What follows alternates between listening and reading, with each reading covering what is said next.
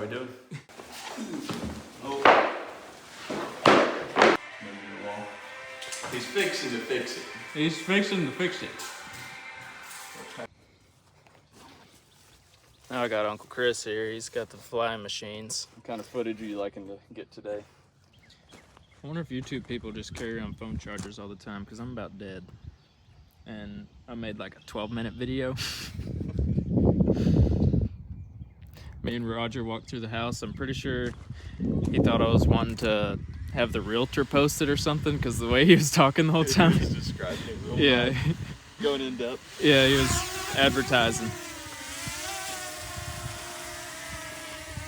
Which I guess I should have told him a little better.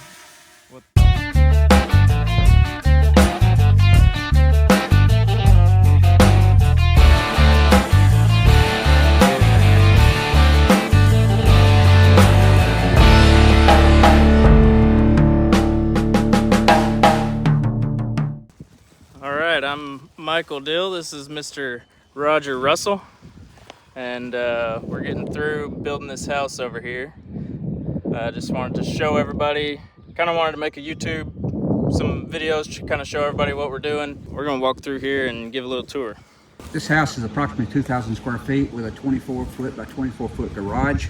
It's sitting on a little over 2.5 acres of land on the Pirtle Road in Tennessee. Yeah, you can see it's on a hilltop too. Really nice view out here. This is Sitting on the back porch. We'll show you that when we get back there. But it's a nice view back over a farm. You know, with the right is other farms, and there are some extra lots that on the right, but they won't be built on probably according to the man that owns them for a year or two, and the ones on the left will probably not be built on for a year or two also. Western red cedar, 6x6 posts. A lot of people will put a pressure treated 4x4 and then wrap it with trim boards. We thought this would look a little better. It's more expensive material wise, but looks really good.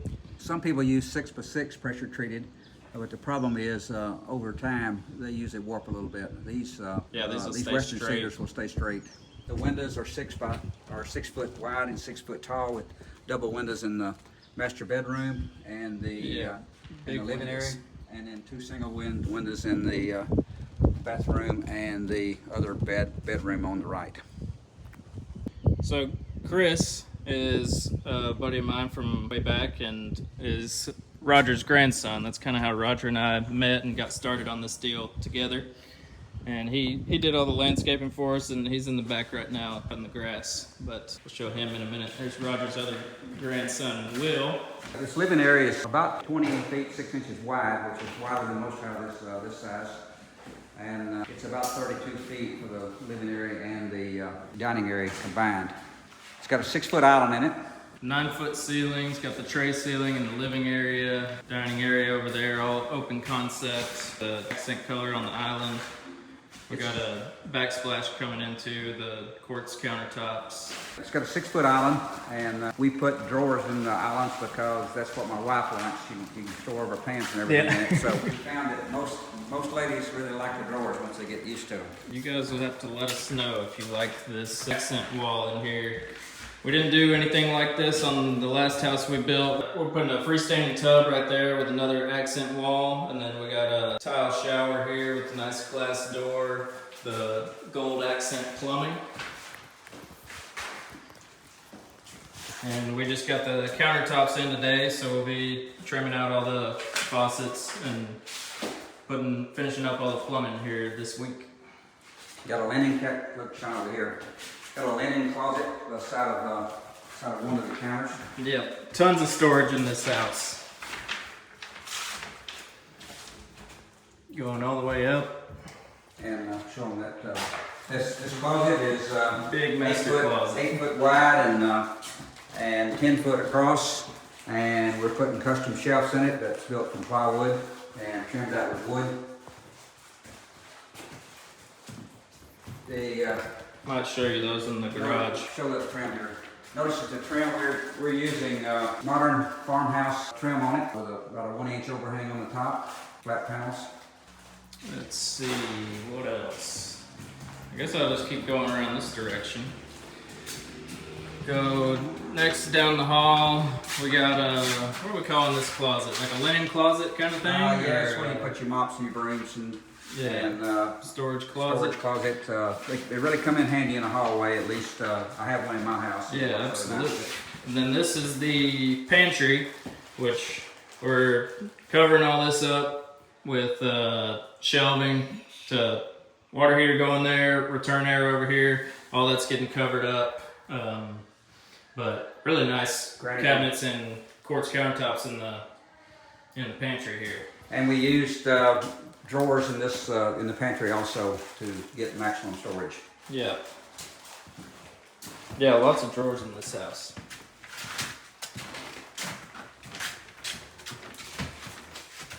And then this is the laundry room. Laundry room More is cabinets in here, putting shelves over on that side. Laundry room is 10 foot long and about 6 foot 4 inches wide.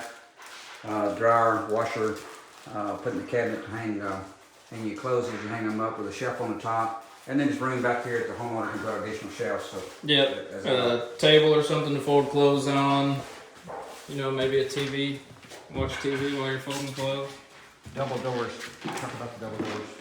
Oversized garage. It's really tall in here, and you have 2 garage doors. How wide are they? They're 10 foot wide and 8 foot high.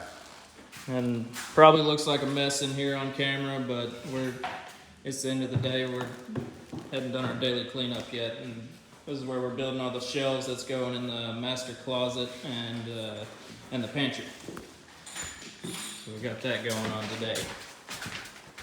We got some painters over here too today. What else did we do today? Back porch. Put in some appliances. Oh yeah, let's go to the back porch. Base rod trim.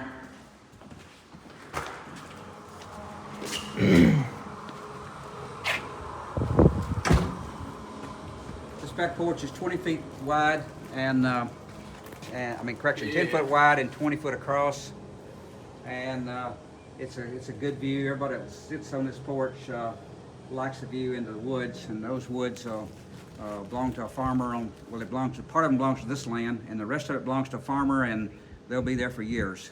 Yeah, whoever gets this house, the property goes back off into the woods quite a ways, so that's kind of neat. There's plenty of room in the backyard. Somebody wanted to put an in-ground pool right here, they could. The septic tank goes out the front of the house. Could build a There's storage plenty of room building. to build a detached garage or a metal shop, that kind of thing. Really nice lot. Underground utilities from the pole into the house. Yeah. We build our houses 4 blocks off the ground, which is 32 inches minimum. It's a little higher back in the back. We'll have to put rails on the back porch steps and the back porch and the front porch steps, but we will not put. We don't plan to put rails around the porch because it meets the code as it is, without having rails around the porch. And I personally like it better without the rails. Yeah. Yeah, if they make us put it, we'll have it, but it's probably better without.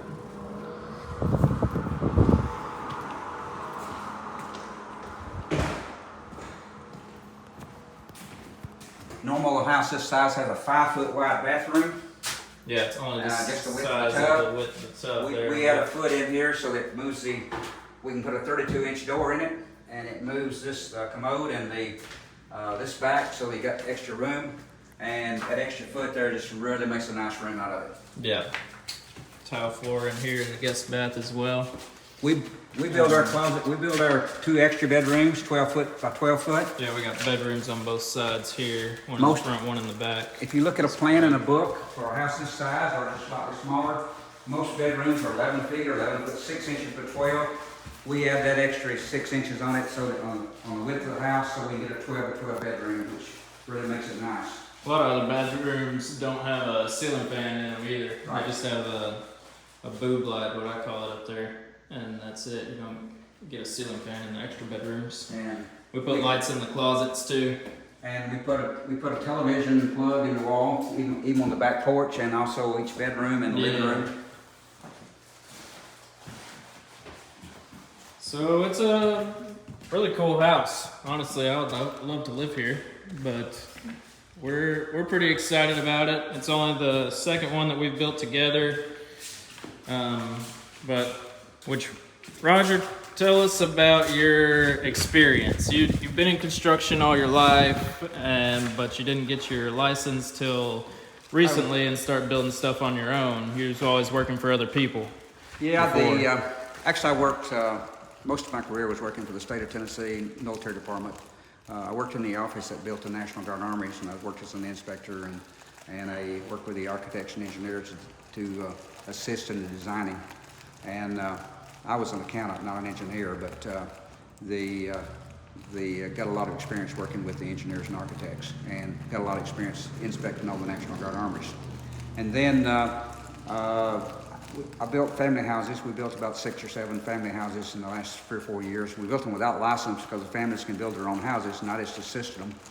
And then my grandson one of my grandsons got out of high school last year, decided he wanted to be an electrician.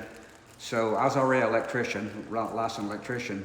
So at 80-year-old, I went and took my exam for a general contractor and passed it, and we did all the paperwork and got How many times you have to take the test? once.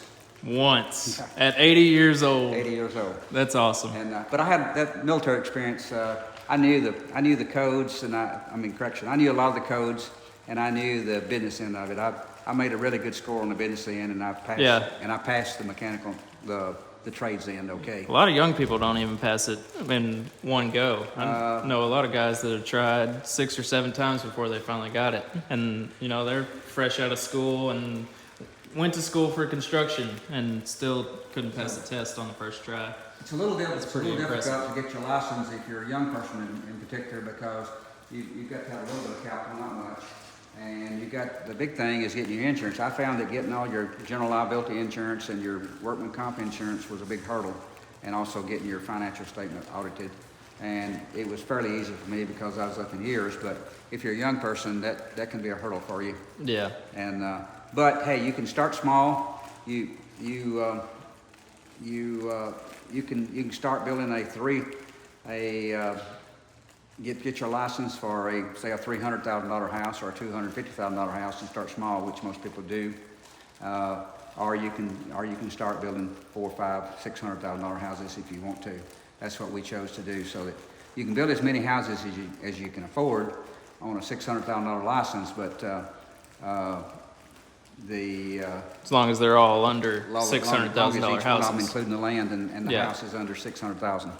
Supposed to be the land and the. I think it's the contract price. So Yeah, if you own the lot and the house, I think it's the sale price of the whole thing. Yeah, But- whatever you bid it at. But if somebody else owns the land and you're just building the house part, then you can go up to your license limit there. You don't have to Right. include the price of the land. But let's see, what else? We can talk about what we're doing next. You look at the house and you can see that we're a little ways behind the painters. No, we're not behind. Well, let me tell you, We're Dale. ahead. We're getting close to being done. Well, we're getting close to being done, but we're a day or two off. The painters couldn't get here last week until the last part of last week, so that threw us a little bit behind. We're actually trying to finalize the inside of this Cabinet house. guy got sick too, and Yeah. we were waiting on that. But we're trying to finalize this house by Thursday, and it's going to be hard to do, but that's what we're shooting for. Yeah.